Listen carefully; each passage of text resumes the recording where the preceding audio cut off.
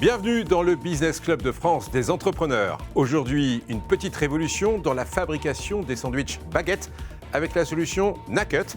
Mais tout d'abord, voici le menu avec vous, Michel Picot.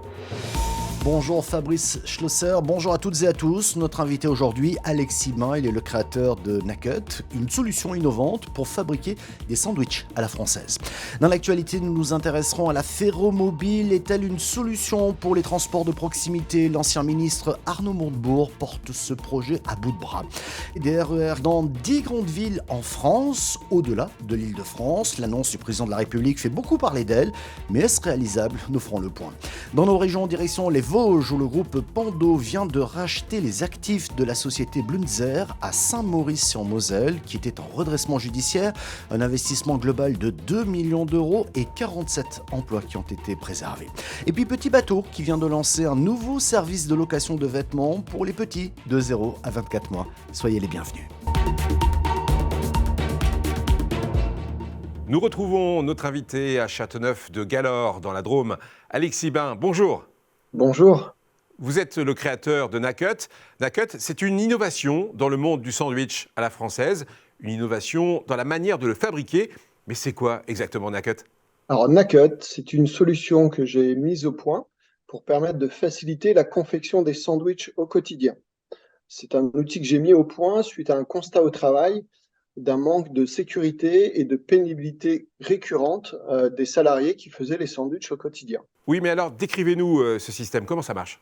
Alors, le fonctionnement est en fait, on glisse le pain dans deux pinces qui maintiennent le pain sur la tranche. Après, ce pain, on le fait coulisser à l'intérieur d'un tube. Dans ce tube, il y a une lame qui se présente devant le pain. Et à l'intérieur de ce tube, derrière la lame, il se présente comme une étrave de bateau qui permet d'écarter le pain à l'intérieur de ce tube-là. Et en sortie de tube, le tube est ouvert et permet d'avoir le pain ouvert sur le dessus afin de pouvoir le garnir en sortie de tube. Sécurité donc pour les préparateurs de sandwich, mais c'est aussi un gain de temps. Alors oui, en effet, à la base, c'était vraiment pour la sécurité et la prévention. Et dès les premiers tests, on s'est aperçu avec les boulangers qui l'ont testé sur des périodes de 15 jours à 1 mois, on s'est aperçu qu'ils gagnaient 25% de temps au quotidien. Le premier boulanger qui l'a testé, 300 baguettes, il est passé de 4 heures de préparation à 3 heures de préparation. C'est assez incroyable parce qu'on fait les sandwichs un par un, on ne les fait pas comme en série, comme la plupart des boulangers l'interpellent, mais on les fait un par un bien avec ses deux mains, donc avec efficacité, puisqu'on travaille avec deux mains pour le remplir au lieu d'avoir une seule main à pouvoir remplir le sandwich. Mais comment vous est venue l'idée? Je crois savoir qu'il vous a fallu 1 an de mise au point pour lancer l'industrialisation et la commercialisation. Votre slogan, l'expert du sandwich, dans un pays où il est toujours roi en fait. Oui, encore énormément. Il est vendu en France près de 1,2 milliard de sandwichs en France. Donc c'est tout à fait colossal. Là, on parle du marché français, on a aussi les marchés belges, néerlandais, italiens. Et il y a la boulangerie française qui s'exporte énormément à l'international aussi. Donc on voit un grand nombre de boulangers français qui s'exportent à l'international pour vendre le pain, mais vendre aussi tout ce qui va avec, les sandwicheries, la partie viennoiserie qui est très importante aussi et qui est typiquement française. Alors, question pratique, pour un boulanger intéressé, comment ça se passe? Qu'est-ce qu'il doit faire? Alors, on propose la machine à la vente. On est sur un tarif à 820 € en prix public. Ce tarif, en fait, il est appliqué par moi-même et par l'ensemble des distributeurs qui distribuent l'outil à travers la France, parce que moi, tout seul, avec mon petit drapeau, c'est tout simplement pas possible. On est énormément aidé par des grands noms de la profession et des fabricants français. Moi, c'était vraiment ça qui m'a vraiment plu dans ce projet, c'était de faire un produit pour le marché français en France. Alors justement, quelle est la prochaine étape? Je suppose que le coup d'accélérateur passera par le développement d'un outil de production avec une usine ou un atelier en France. C'est une vraie innovation d'ailleurs dans ce domaine, parce que la production de sandwich est plutôt réalisée de manière traditionnelle. Votre innovation ne bouleverse pas le goût du sandwich, mais juste la façon de le faire. Et là, c'est assez génial. Oui, c'est génial. Après, en même temps, on a pas mal de barrières à l'innovation, puisqu'on s'adresse à un marché où les gens font ça depuis des années et des années comme ça. Ils n'ont jamais vu d'autres systèmes que ça. Et donc, on vient les confronter à une innovation qui est complètement en rupture. Et c'est ça la grosse difficulté de Nakut à l'heure actuelle, c'est de se faire connaître. Bon, il y a eu aussi en plus le frein du Covid et autres, puisqu'on avait assez d'argent et de trésorerie en 2020 pour pouvoir éclore et faire de la communication. Et là, en fait, on est sur le point de recherche de financement à l'heure actuelle, au vu de pouvoir mieux se faire connaître au sein de la profession. Merci Alexis Bain. Tout de suite, c'est l'actu de nos PME avec vous, Michel Picot. Voici la Ferromobile, c'est une voiture électrique de marque Peugeot pour l'heure qui peut être conduite comme une voiture classique sur la route mais qui peut aussi circuler de manière autonome sur les rails. C'est Arnaud Montebourg qui se lance dans cette nouvelle aventure. L'ancien ministre promet des véhicules pouvant transporter des voyageurs 24 heures sur 24, 7 jours sur 7. C'est une solution pour les toutes petites lignes qui sont fermées afin de rapprocher les habitants des zones rurales, des bassins d'emploi et des services, explique Arnaud Montebourg, là où les TER ne reviendront jamais. C'est pas faux. La première ligne ouverte aux voyageurs de ce type sera certainement en Occitanie en 2024, peut-être. Même si l'idée n'est pas neuve, développer des RER qui s'appellent des TER en région dans plus de 10 grandes villes en France fait beaucoup parler d'elle. L'annonce du président de la République a créé beaucoup de remous dans toutes les régions avec une question centrale: qui va payer ? En Ile-de-France, le prix des transports en commun devrait bondir a priori d'au moins 20% en l'état actuel. Dans les autres régions, les prix des transports en TER devraient progresser de 3 à 8%. On parle de 8% en PACA, 3% en Auvergne-Rhône-Alpes. Dans le Grand Lyon et à Bordeaux, on parle là d'une hausse de 2%. Et dans la région Grand Est, pas de hausse prévue pour le moment, mais toutes les régions attendent un geste de l'État pour concrétiser ce projet de RER en région et surtout, déjà, pour commencer, pour faire face à la hausse du coût de l'électricité.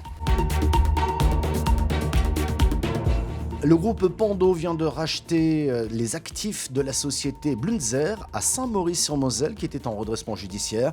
Un investissement global de 2 millions d'euros et 47 emplois qui ont été préservés. Le PDG de la holding entend miser sur la complémentarité de ces sociétés dans la conception et la fabrication de menuiseries pour les façades dans le bâtiment. Un reportage de Vosges TV. La holding Pando, qui regroupe déjà les sites industriels Les Ailes à la Bresse et Cornimont, ainsi qu'une société en Gironde, a racheté début octobre les actifs de l'entreprise Blunzer à Saint-Maurice-sur-Moselle, qui était en redressement judiciaire. 2 millions d'euros d'investissement et à la clé 47 emplois préservés. Le PDG de Pando a misé sur le savoir-faire de toutes ces entreprises spécialisées dans la conception et la fabrication de menuiseries, portes et fenêtres en aluminium, PVC et multimatériaux. À Saint-Maurice-sur-Moselle, les salariés, eux, sont soulagés. On a eu peur, oui.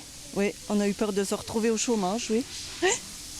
Donc c'est bien. Moi, c'est une chose, mais il y a tous les jeunes derrière. Et moi, c'est la deuxième fois que ça arrive, donc c'est plus ou moins traumatisant quand même. Une boîte comme ça, qui a quand même une grande histoire derrière elle, ça serait dommage qu'elle s'arrête comme ça, quoi.